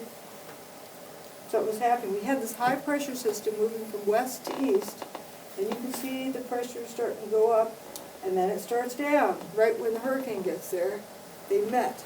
Guess what time they met? Right there. The peak of that is at 10 a.m. on 9/11.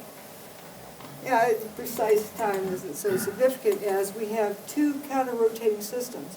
A hurricane is a cyclone, cyclonic direction. The high-pressure system is an anticyclone, which is interesting. So let's look at more evidence of reproducing this effect. Nikola Tesla brought to us a tremendous amount of technology. He wanted to bring to the world free energy technology, but he was afraid it would be used for evil. Did not do that. Well, if there's any good silver lining with these horrible events of 9/11, when they're done, that's already been used for evil. So there's no risk of using for good, is there?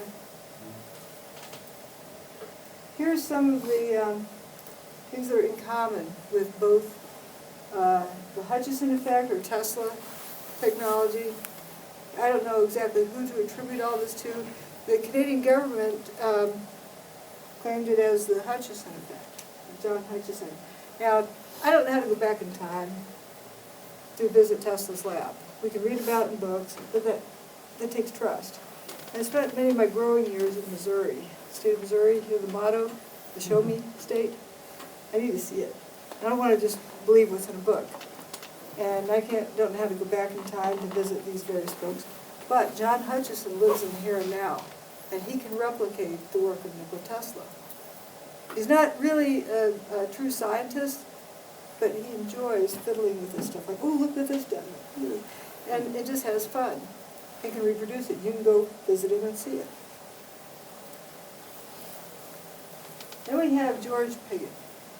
I put this slide in just before I spoke in Blackpool on October 24th, 2011, on the 100th anniversary. This guy applied for a patent in 1903, but it was awarded just a little over 100 years ago. Levitation. Static field, uses levitating balls. He's got a Leyden jar somewhere. I like the bow tie. Just witnessing his experiment. But he got a patent on this. Space telegraphy transmitting radiant electric energy. 100 years ago. It brings me to another question. According to our history books, static electricity was first discovered in the year 600 BC, according to our current history books. But then they're telling us that it took 2,400 years to discover electricity after that? Static electricity just makes no sense. What about the Ark of the Covenant? And the Baghdad battery. Yeah. There's something with history that doesn't add up. And do you think people will believe us that this guy could do this back 100 years ago? We have Thomas Townsend Brown, who explored anti-gravity. And one of my favorite ones, Ed Leedskalden, Latvia, where are you from? In Florida, he excavated out all these big stones, like 15-ton stones, built a stone castle. Power generation. Here's this coral castle. And here's the Great Pyramid. That's John Hutchison. But notice the height of the doorway. About 1 stone block and a half. Look how tall compared to that person down there. It's about the same size as the Great Pyramid was built. Now, Ed Leedskalden, they say, was about 100 pounds. He had this little wooden tripod with a chain that held, you know, I don't know, a couple hundred pounds. Nothing like a 15-ton rock. Something that up here. It appears that he levitated stones. Now, John Hutchison can also dustify steel. Here's this steel block. You'll see the video of this. It's 2 inches, I'm sorry, iron. 2 inches by 2 inches by about 7 inches tall. That used to be iron. I don't know what it is now. Sometimes things transmutate. And it starts by itself. Notice the fumes coming out of it. We'll also compare it with the fumes coming out of the door handles, and they dustify.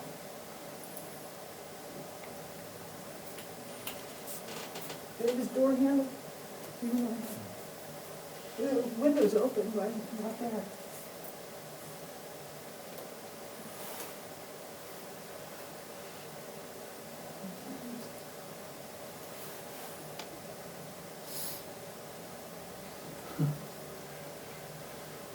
Double over.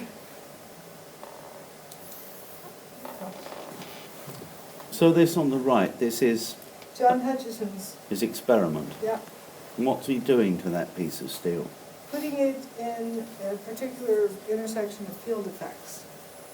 What he does is create a static field, sound familiar? And within that interferes various radio frequency signals, like microwaves. Now let's look at, remember the weird fires?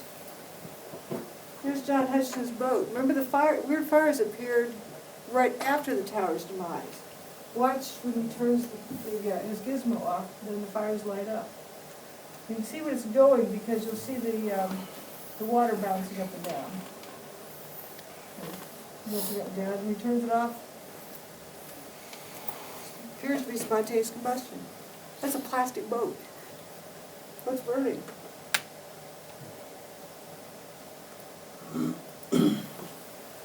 So we have these from the World Trade Center, and then we have these from John Hutchison. He can curl them out at room temperature. Actually, it's slightly below ambient temperature when he turns the gizmo off. It's a little bit cool. The dust of the World Trade Center was reported actually a little bit initially cooler than ambient temperature.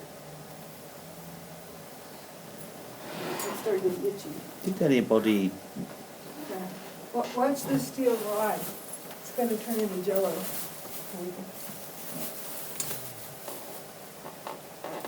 He's got one where it does sit-ups there. Now watch the steel here. It's going to crack and then come apart.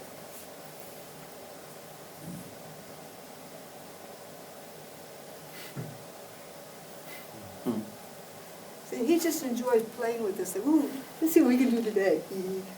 Throw some knobs, see if we can get something fly across the room. Not really. Especially safe, like within his It's within kind of the realm. Sometimes some spurious events. Remember that flip car in front of the toasty car? That picture with the missing windows and so forth.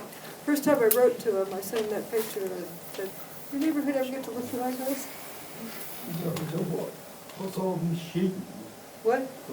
What's he making the field with?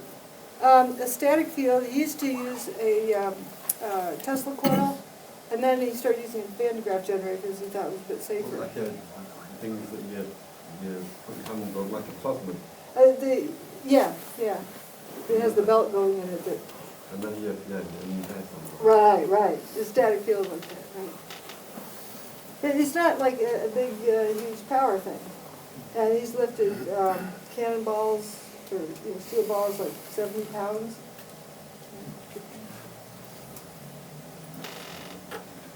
And again, some weird things like these round holes in the outer pane only. How do you throw a rock through and have that happen?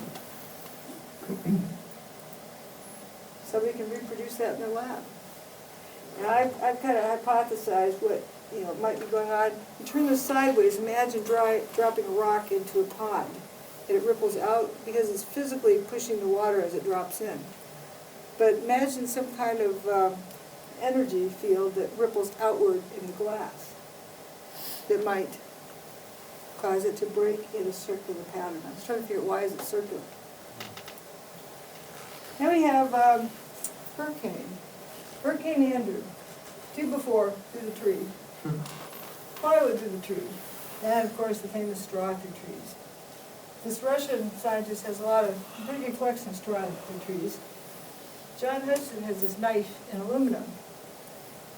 I prefer the wood in the aluminum because how do you get a piece of wood embedded in aluminum?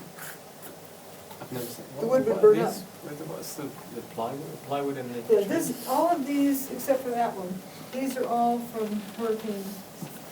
This is a Russian scientist collected straw in trees. And then this is Hurricane Andrew. You have plywood through the tree. There are 2 before through the palm tree. So not just from physical force. Obviously that couldn't do it. Could Right. it? Just smash up. So. Yeah. How do you launch a? So, right. And is that sort of commonly known as, within science? Is that discussed? No. People are told that straw in trees, because straw is flying so fast it sticks So to the tree. they do explain just as a physical force. Yeah, does that make sense that you have straw flies? Absolutely, just smash it, wouldn't it? Oh, not the straw, but the wood. It doesn't kind of go that way. But you also have cars and trees. All right, here's another interesting characteristic: this peeling effect. So this is not a laminated structure. It peeled. And that, you can see the blow up there. And then we have John Hutchison's sample. He sent it to University of Texas Materials Department. They could not figure out how it was done, nor could they even come close to figuring out how to do it. That's not heat related. Aluminum would melt. It would be sharp edges, crisp edges. This is extruded aluminum, yet it delaminates and peels.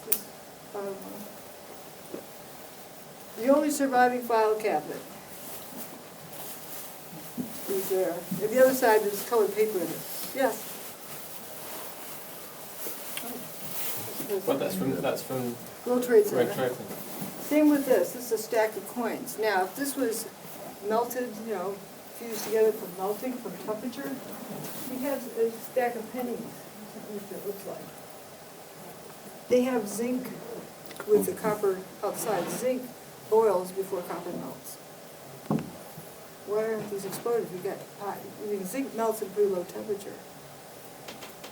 Or, zinc in any of those. We don't have solid coins in there. That's likely not from temperature. It's from some other process. Okay, here's John Hutchison's piece of wood. He has this wooden platform where he puts stuff on to put the energy fields on it. And accidentally, the wood from that got in his aluminum. And then somebody ground it down so you can see it flush with it. So that's wood, aluminum. How do you do that without burning up the wood? You have this interesting hole. It's almost like there's a line, that goes along, and then things dustify at a radial distance from that line. And this to the right, there's no hole. It's solid. This was a solid bar of aluminum. There's this weird hole in there. And I'm curious if it's related to these cylindrical cutouts. It seems tempting to say it's from above, but we don't know if it's a deal with, along the line, material is disintegrated at a rate of distance. And of course, we have hurricanes look like Tesla coils. They produce a static field. Did you see them above our heads? This is a Look tornado. above. Tornadoes Look are above you, just right here. Yeah. Look at that. Oh my God. Further shot. Shoot. I'm shooting. Like static. Look at the funnel.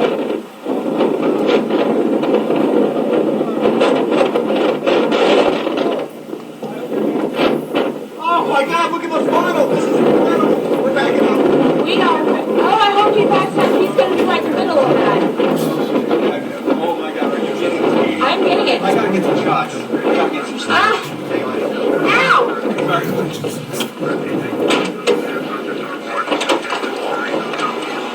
Look at this, baby. Look at this.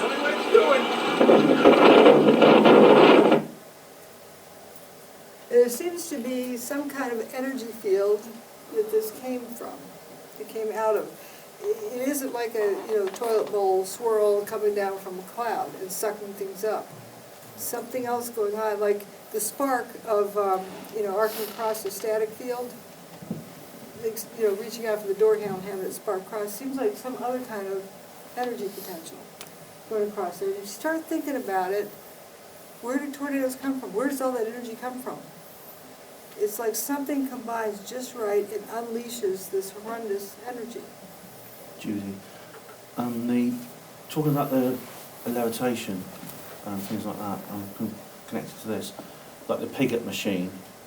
I mean, I know there's sort of like such thing as electromagnetic levitation, like with magnetic homopole repulsion, Right. but this is something different, isn't it? This is different. This is not magnetic.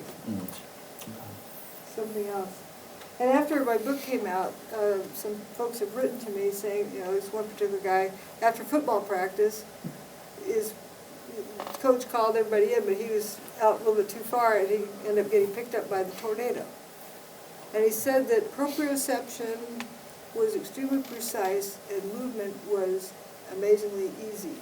Proprioception being like, you close your eyes and know where your nose is compared to your finger, you know where your body parts are in space. It was essentially like weightlessness. Anti-gravity would use inside the tornado, and it set him down gently.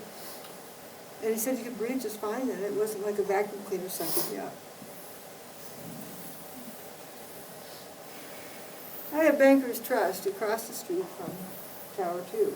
That's where that steel crinkled up beam was. No fire in there. Now this wheat check's here is not big enough or strong enough to have carved out that hole. Plus, it doesn't look dinged up and bent up and, scratched up. What caused that hole?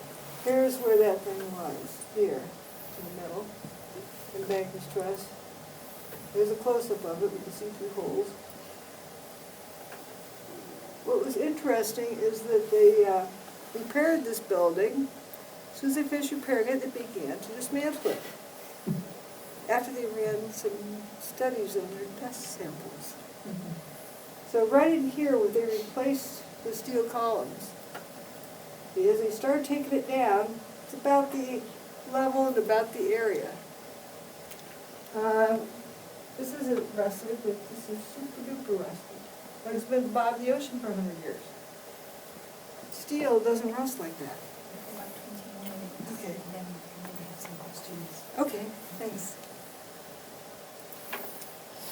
So, if we need a summary, some people like charts. Look.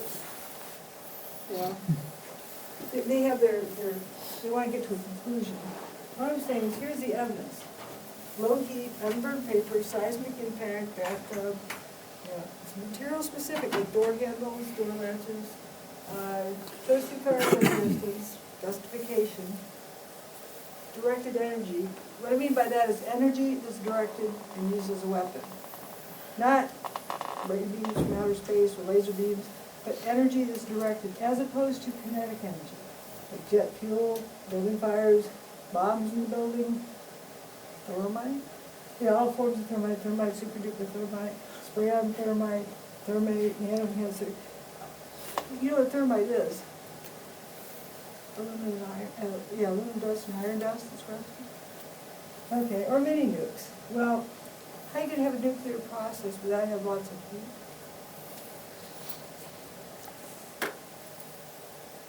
Another problem with it. How do you, when you have controlled demolition, how do you control it? Radio signals? How if you had these kind of signs around here, at a construction zone, it's, you know, blasting zone here, turn off two-way radios and cell phones. They said, well, they heard, you know, things go boom. Bombs do go boom, but not everything that goes boom is necessarily a bomb. And stat packs. The air tanks for the firefighters, they can breathe when they're in a smoky environment.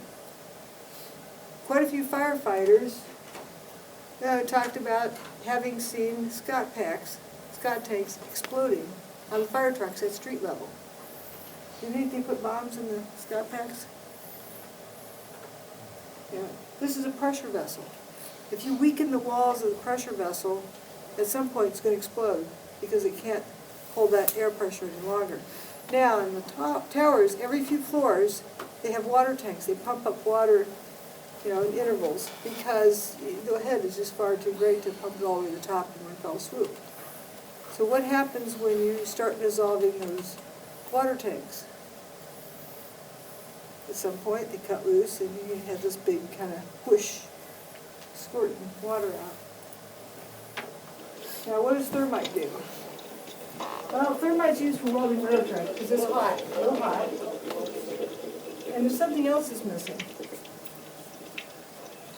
With, you know, the idea of nukes, or the idea of thermite, there's something that was missing on 9/11. That's like 4th of July sparkler. But here's blinded by the light. Were there people in Manhattan who were blinded by any brilliant light on 9/11? Damn, if we have to be good at it. That's what thermite does. Okay, if you dustify the buildings, they turn into dust. You have dissociated steel. You get the small piece of carbon, so forth, out of it. You just have pure iron. It rusts almost immediately. You have iron oxide. And then you have, you know, aluminum powder. It's going to oxidize pretty quickly. Add those two together, and there you have a thermite-like material. So if we didn't find those ingredients in the dust, and buildings that turn to dust, then there'd be some more serious questions. So where did the towers go? Gone with the wind. Going up. There's that main core columns.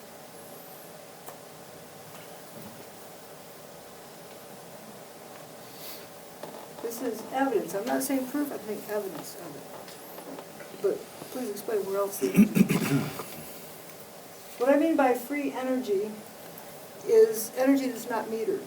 It's not conventional energy. It's a different kind of energy from a different source. Like the first time that folks moved a conductor through a magnetic field and got electricity. Now, if that wasn't metered, it's a new phenomenon. So, there's the book. If you want more evidence, more data, more, quite a bit in there.